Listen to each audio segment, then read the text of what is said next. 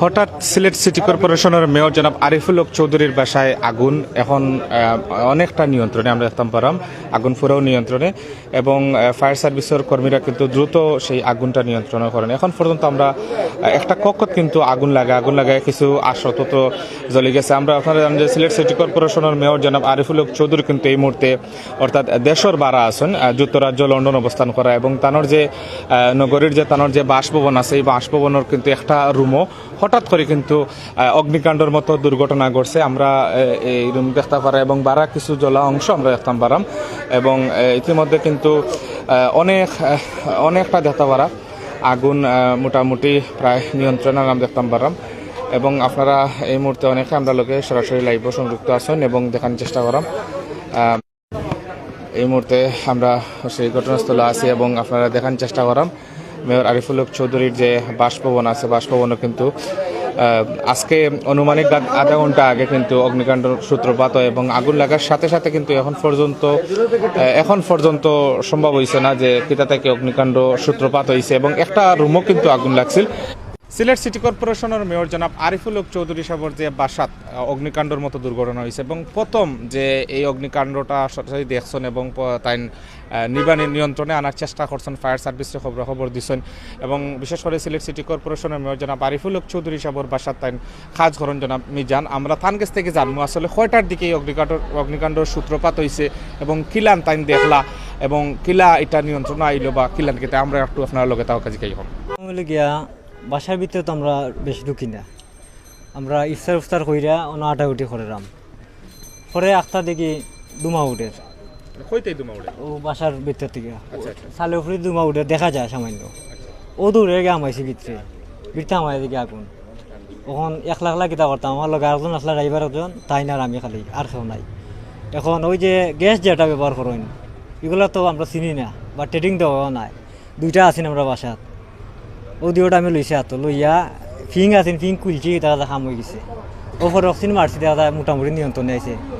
পরে গ্যাস দিয়ে খালি আগুন লিবে আর যে আংরা যেগুলো আছে এগুলো আবার লিবে না, পরে পানি মাইরা ওগুলো লিবাইছি লিবাইয়া পরে তো শেষ। পরে দেখা যায় ছাদের উপরে আবার আগুন রয়েছে, ছাদও তো আবার সব উঠতে পারে না। পরে আমি উঠলাম গ্যাস ছাদও উঠছি বাদে গ্যাস মারছি আগুন লিপছে।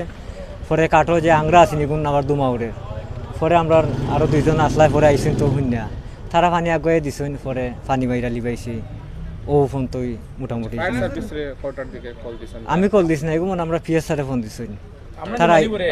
তবে গাড়ি তারা সময় আইসেন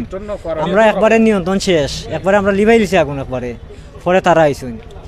তারা পানি মারতে আসলা কইছে পানি মারা লাগতো না, পানি মারলে আরো আস্তা গড় বিজবো। রুমের ভিতরে আমরা মেয়র স্যারের মা থাকুন তাই না তাই বাসার ভিতরে আসলা ভিতরে থাকলেও তাই যে রুম আগুন ধরছে তাই ই রুম আসলায় না তাই আর এক রুমও আসলায়। এরপরে তাই দশমিক 2 মাস সারা গড়ে বড়ে গেছে তাই বার করাইছি বার করাইয়া রাখছি পরে আমরা দৌড়াদৌড়ি করছি আর কি ও ফোন তো জানছি যে